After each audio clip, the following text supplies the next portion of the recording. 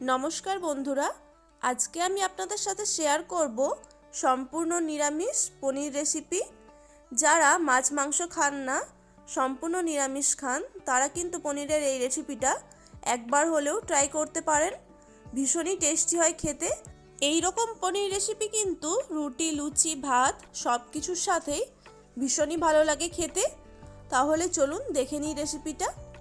প্রথমে একটা মশলা বানিয়ে নেব। তার জন্য মিক্সিং জারে নিয়েছি 8 থেকে 10টা কাজু, 1 চামচ পোস্ত, 1 চামচ চারমগজ। এগুলিকে আমি মিক্সিতে আগে একটু গুঁড়ো করে নিয়েছি। এতে আমি আগে জল দিইনি। এরপর এর মধ্যে দিয়ে দেব 2টো কাঁচা লঙ্কা, 1.5 ইঞ্চের মতো আদা আর 2টো টমেটো। যেহেতু সম্পূর্ণ নিরামিষ বানাচ্ছি, তাই জন্য গ্রেভি বানাতে আমি 2টো টমেটো নিয়েছি। একদম অল্প একটু জল দিয়ে সব কিছু ভালো মতো মিক্সিতে বেটে নেব। দেখুন, পনিরের জন্য কিন্তু আমার এখানে মশলাটা বেটে নেওয়া হয়ে গেছে, আর কোনো বাটা মশলা লাগবে না। এরপর পনিরটা কেটে নেব।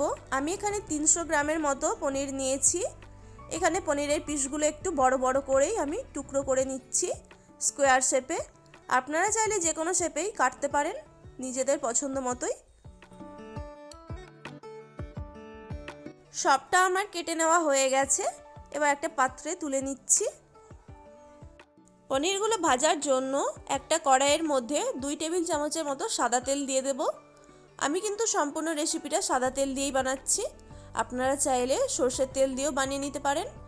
তেলের মধ্যে অল্প একটু লবণ দিয়েছি। এরপর ওর মধ্যে পনিরগুলো ঢেলে দিয়েছি। পনিরগুলোকে হালকা একটু লাল করে ভেজে নেব। পনিরকে খুব বেশি লাল করে ভাজলে কিন্তু পনির শক্ত হয়ে যায়, তাই অল্পই একটু ভেজে নিতে হবে। আর পনিরগুলো ভাজার সময় আমি হলুদ বা লঙ্কার গুঁড়ো কোনোটাই দিইনি, শুধুমাত্র অল্প একটু লবণ দিয়েছি। আর দেখুন, পনিরগুলো এখানে গোল্ডেন ব্রাউন করে ভাজা হয়ে গেছে। এবার আমি এগুলিকে তেল থেকে ছেঁকে তুলে নিচ্ছি। আর অবশ্যই কিন্তু পনিরগুলো ভেজে নেওয়ার পর জলের মধ্যে ডুবিয়ে রাখতে হবে 5 থেকে 6 মিনিটের জন্য। একটা পাত্রে বেশ অনেকটাই জল নিয়েছি, তার মধ্যে ভেজে নেওয়া পনিরগুলো দিয়ে দিচ্ছি। এতে কিন্তু পনিরগুলো বেশ সফট হবে। পনিরগুলো ভেজে তুলে নিয়ে ওই একই তেলের মধ্যে দিয়ে দেব 2টো এলাচ, 1 ইঞ্চের মতো দারুচিনি, 4টে লবঙ্গ, 4টে গোলমরিচ আর 1/4 টিস্পুন গোটা জিরে। ফোড়নটা 10 থেকে 15 সেকেন্ডের জন্য ভেজে নিতে হবে, যতক্ষণ না এ থেকে একটা সুন্দর গন্ধ বেরোয়। তারপর একদম সরাসরি তেলের মধ্যে বেটে রাখা মশলাটা ঢেলে দেব। আর মশলাটা ঢালার সময় অবশ্যই কিন্তু গ্যাসের ফ্লেমটা একটু কমিয়ে রাখতে হবে। তারপর মিডিয়াম ফ্লেমে মশলাটা আমি বেশ কিছুক্ষণ সময় ধরে কষিয়ে নেব। যেহেতু এর মধ্যে সব কিছুই কাঁচা আছে, তাই একটু সময় ধরেই মশলাটা কষিয়ে নিতে হবে, যতক্ষণ না মশলা থেকে তেল ছেড়ে আসে আর মশলার কাঁচা গন্ধটাও চলে যায়। কন্টিনিউ এভাবে নাড়াতে থাকবো যাতে মশলাটা তলায় না লেগে যায়। অল্প একটু মিক্সিং জারটা ধুয়ে জলও দিয়ে দিয়েছি। তারপর মিডিয়াম ফ্লেমে বেশ অনেকক্ষণ সময় ধরেই মশলাটা আমি কষিয়ে নেব। মশলা কষানোর সাথে সাথে এর মধ্যে দিয়ে দেব স্বাদমতো লবণ আর 1/2 টিস্পুন হলুদ গুঁড়ো আর 1/2 টিস্পুন লঙ্কার গুঁড়ো। আপনারা যদি কম ঝাল খেতে পছন্দ করেন, তাহলে এখানে লঙ্কার গুঁড়োর পরিবর্তে কাশ্মীরি লঙ্কার গুঁড়ো ব্যবহার করতে পারেন।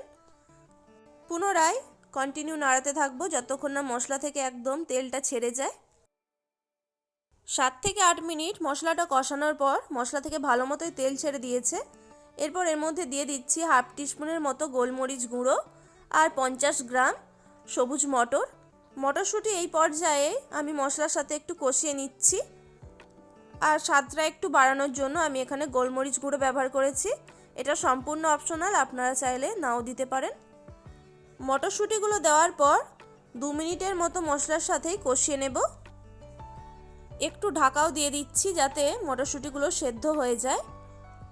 ঢাকাটা খুলে নিয়ে পুনরায় মিশিয়ে নেব। আর স্বাদের ব্যালেন্সের জন্য এখানে আমি অল্প একটু চিনি দিয়েছি। যেহেতু নিরামিষ রেসিপি, তাই চিনিটা এখানে দেওয়াই যায়। আপনাদের পছন্দ না হলে নাও দিতে পারেন। মশলা ভালো মতো কষানো হয়ে গেছে। এবার এর মধ্যে ভিজিয়ে রাখা পনিরটা দিয়ে দিচ্ছি। পনিরকে কিন্তু ভেজে নেওয়ার পর ভিজিয়ে রাখলে পনির খুবই সফট হয়। পনিরটা দেওয়ার পর মশলার সাথে কিন্তু আরও 2 মিনিটের জন্য রান্না করে নেব। আর এই সম্পূর্ণ প্রসেসটাই কিন্তু মিডিয়াম ফ্লেমেই রান্না করতে হবে, না হলে কিন্তু মশলা জ্বলে যাবে, সেক্ষেত্রে কিন্তু রেসিপিটা একদমই খারাপ হয়ে যাবে। এই পর্যায়ে দিয়ে দিচ্ছি হাফ টিস্পুনের মতো কাসুরি মেথি। পনিরের যে কোনো রেসিপিতে কাসুরি মেথি দিলে কিন্তু রান্নাটার টেস্ট অনেক ভালো হয়। মশলার সাথে পনিরটা একটু কষিয়ে নেওয়ার পর এবার এর মধ্যে 1 কাপের মতো জল দিয়েছি। আমি যেই জলে পনিরটা ভিজিয়ে রেখেছিলাম সেই জলটা এখানে দিয়েছি। খুব বেশি আমি এখানে ঝোল রাখবো না, অল্প একটু মাখো মাখো গ্রেভিটা হবে। আপনারা চাইলে এখানে জলের পরিমাণটা কম বেশিও করে নিতে পারেন। আর জল দেওয়ার পর অবশ্যই কিন্তু লবণটা চেক করে নেবেন। এবার ঢাকা দিয়ে 1 মিনিটের জন্য রাখবো। 1 মিনিট পর ঢাকাটা খুলে নিয়েছি। এরপর ওর মধ্যে দিয়ে দিচ্ছি হাফ টিস্পুনের মতো গরম মশলার গুঁড়ো আর দিচ্ছি কিছুটা ধনেপাতা কুচি। শেষবারের মতো সব কিছুকে ভালো মতো একবার মিশিয়ে দিচ্ছি। আজকের নিরামিষ পনির রেসিপি কিন্তু একদম রেডি হয়ে গেছে। এবার এটি গরম গরম ভাত, রুটি বা পরোটা যে কোনো কিছুর সাথেই পরিবেশন করতে পারেন। বাড়িতে অতিথি আসলে এই রেসিপিটা বানিয়ে খাওয়াতে পারেন, খেয়ে বুঝতেই পারবে না যে রেসিপিটা সম্পূর্ণ নিরামিষ। আজকের এই রেসিপিটা ভালো লেগে থাকলে অবশ্যই একটি লাইক করে দেবেন। সবাই ভালো থাকবেন, সুস্থ থাকবেন। ধন্যবাদ।